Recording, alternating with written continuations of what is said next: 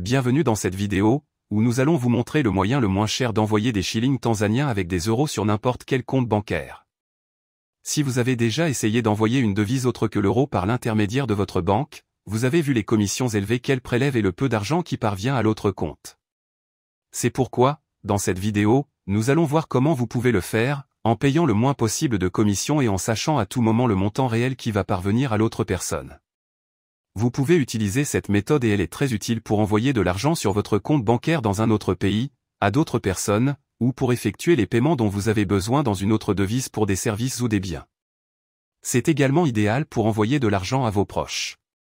Pour cela, nous utiliserons Wise, anciennement connu sous le nom de TransferWise. Une plateforme en ligne qui nous permet d'envoyer de l'argent dans différentes devises en appliquant toujours la commission la plus basse du marché.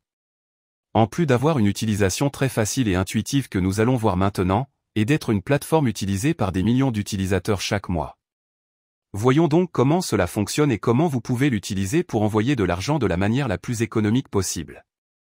La première chose que nous devons faire est de nous connecter à notre compte. Si vous n'avez pas de compte, vous pourrez en créer un dans le lien que vous trouverez dans la description, pour suivre les étapes. De plus, vous pourrez le créer en moins de 5 minutes.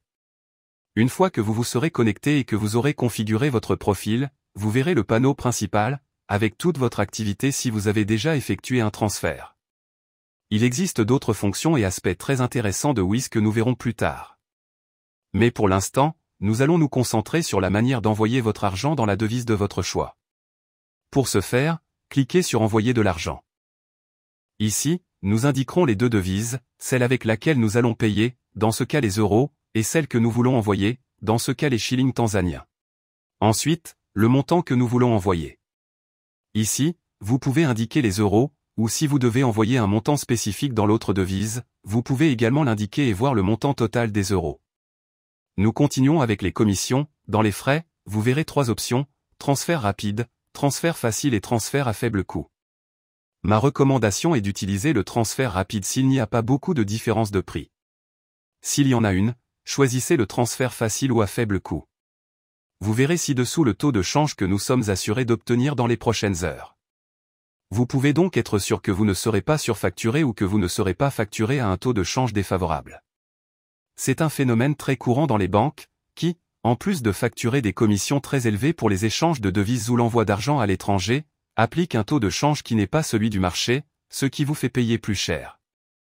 En outre, Wise utilise le taux de change du marché, que vous pouvez vérifier en cliquant sur le taux de change indiqué et voir le graphique avec l'évolution du taux de change. Et si vous avez des doutes, vous pouvez le vérifier vous-même et vous verrez que c'est le taux de change réel du marché qu'il propose.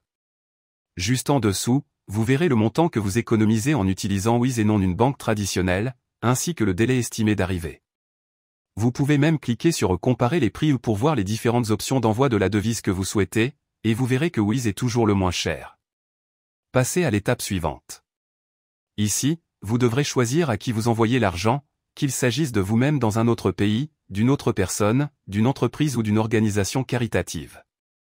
Le plus courant est d'envoyer l'argent à quelqu'un d'autre, nous allons donc cliquer ici si c'est votre cas. Ici, vous devrez remplir les informations demandées afin d'envoyer l'argent. Il s'agit du nom de la personne, de son compte bancaire et d'autres informations fiscales en fonction du pays où vous envoyez l'argent. Une fois les informations remplies, cliquez sur Confirmer, et vous accédez à la section de vérification. Ici, vérifiez simplement que vous avez saisi toutes les informations correctement, et si c'est le cas, cliquez sur Confirmer et Continuer. Enfin, le mode de paiement. C'est l'un des meilleurs atouts de Wise, qui vous permet de payer de différentes manières pour plus de commodité. Ceci est lié à la commission que nous avons vue précédemment, où selon la méthode de paiement, la commission sera plus ou moins élevée. En général, si la commission est plus élevée, l'argent arrive aussi plus rapidement. Comme vous pouvez le constater, il existe différentes options, mais nous allons nous concentrer sur les plus courantes et les plus utilisées. Le virement bancaire, avec une commission plus faible, mais qui prend généralement entre 1 et 3 jours pour recevoir l'argent de Wise et l'envoyer sur le compte que nous avons indiqué. Et la carte de crédit ou de débit, où nous pouvons payer sur place, et l'argent arrive un jour plus tôt sur le compte bancaire que nous avons indiqué, en payant une commission plus élevée. L'une ou l'autre méthode est idéale pour payer, et une fois que vous êtes sûr de la méthode à utiliser, il suffit de cliquer sur Continuer le paiement et d'effectuer le paiement. Dans le cas d'un virement bancaire, nous devons indiquer si nous envoyons l'argent nous-mêmes ou à quelqu'un d'autre. La manière dont nous allons effectuer le transfert et c'est tout. Une fois que vous aurez effectué le paiement, l'argent sera acheminé vers le compte bancaire que vous aurez indiqué. De cette façon, vous aurez pu envoyer de l'argent dans une autre devise, sans payer les commissions élevées que les banques ont. En plus des taux de change défavorables. Dans le panneau principal, vous pourrez voir l'état de votre transfert et si l'argent a déjà été reçu par le compte bancaire indiqué. Vous pouvez également voir toutes les activités que vous avez effectuées, et vous pouvez utiliser les mêmes informations pour un autre transfert à l'avenir. N'oubliez pas que si vous n'avez pas de compte chez Wiz, vous pourrez en créer un grâce au lien figurant dans la description. Avant de terminer, Wiz dispose d'autres fonctionnalités très utiles, qui peuvent s'avérer très utiles si vous envoyez régulièrement de l'argent dans une autre devise. La première est la carte de débit international pour seulement 7 €, que vous pouvez faire livrer à votre domicile. L'avantage de cette carte est que vous économisez sur les frais facturés sur une carte ordinaire si vous payez dans une autre devise, et vous pouvez économiser beaucoup d'argent grâce à elle. Si vous voyagez et que vous devez payer avec d'autres devises à partir de votre compte bancaire, nul doute que ces 7 € ne vous sembleront pas être une grosse somme d'argent avec le montant important que vous pouvez économiser en frais. Une carte très utile pour les voyages, Erasmus ou toute activité que vous devez faire et payer avec une autre devise que la vôtre. Dans les destinataires, vous pouvez ajouter votre compte bancaire au cas où vous auriez besoin d'effectuer des transferts en Wiz. Vous pouvez également ajouter d'autres comptes et informations pour ne pas avoir à les ajouter à chaque fois, et il vous suffit de cliquer sur le compte dont vous avez besoin. Si vous devez envoyer régulièrement de l'argent à différentes personnes, il est certainement très pratique d'ajouter leurs informations avant même d'envoyer de l'argent, afin de les conserver pour l'avenir. Dans les soldes, vous pouvez ouvrir un solde avec n'importe quelle devise dans le monde. Cela signifie que si quelqu'un veut vous payer dans une autre devise, il peut le faire sur votre compte Wiz. Peut-être vous demandez-vous à quoi cela me sert?